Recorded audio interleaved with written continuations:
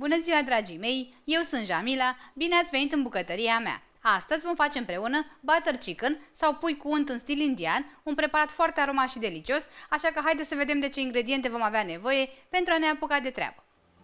Pentru această rețetă vom avea nevoie de 300 de grame de orez, 200 de ml de smântână pentru gătit, 300 de grame de roșii pasate, o ceapă mare, 3 linguri de unt, 30 de grame de ghimbir, o jumătate de kilogram de piept de pui, o lingură de pastă de tomate, 2 linguri de ulei, 30 de grame de usturoi, mix de condimente pentru pui 100% natural și pudră de chili, ambele de la Delicat, sare și piper.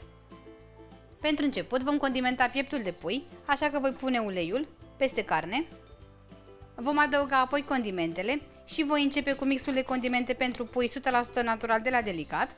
Îmi plac aceste condimente pentru că sunt naturale și dau un gust bogat mâncării. Printre ingrediente găsim scorțișoară, nucșoară și cuișoare, condimente foarte potrivite în mâncarea indiană.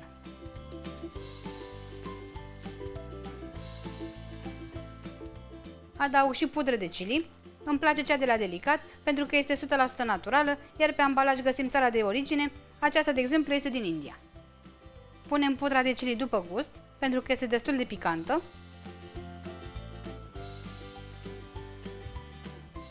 Și amestecăm foarte bine totul.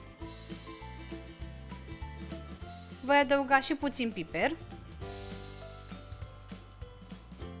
și puțină sare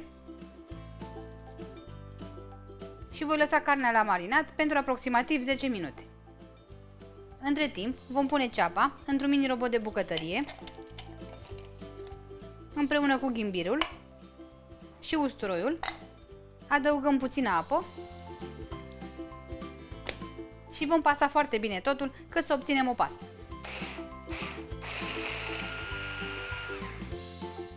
Pasta aromată este gata, așa că ne putem ocupa de butter chicken. Punem 2 linguri de unt la topit într-o tigaie, păstrăm o lingură pentru final. Când untul s-a topit, adăugăm carnea de pui condimentată și o gătim pentru aproximativ 5 minute cât să se albească. Când carnea s-a albit, adăugăm pasta aromată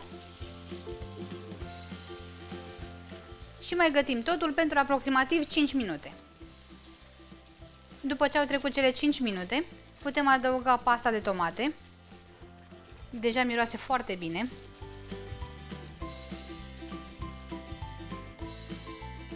Adăugăm și roșiile pasate. Puteți folosi și suc de roșii. Smântâna pentru gătit. Eu folosesc slabă cu 15% grăsime. Amestec. Adaug și puțină apă. Și voi lăsa sosul să fiarbă pentru aproximativ un sfert de oră sau până când carnea de pui este bine gătită. Cât timp fierbe sosul, ne putem ocupa de orez. Am aici orez basmati pe care l-am clătit cu apă rece și pe care îl voi pune la fiert tot în apă rece. Adaug puțină sare și las orezul să fiarbă pentru aproximativ 15 minute sau până când este bine fiert. Orezul este gata, așa că îl pot scurge de apă și îl voi păstra la cald până când va fi gata și sosul. Preparatul este gata, așa că putem adăuga și ultima bucățică de unt. O lăsăm să se topească. Așteptăm ca butter chicken-ul să se răcorească puțin, iar apoi îl putem servi. Rețeta de butter chicken este gata, arată și miroase minunat. Îl puteți servi, bineînțeles, cu orezul pe care l-am pregătit împreună și cu puțină smântână pentru gătit. Este foarte gustos, suculent, se face ușor, așa că sper din suflet să-l încercați și voi cu prima ocazie și să vă placă. La revedere!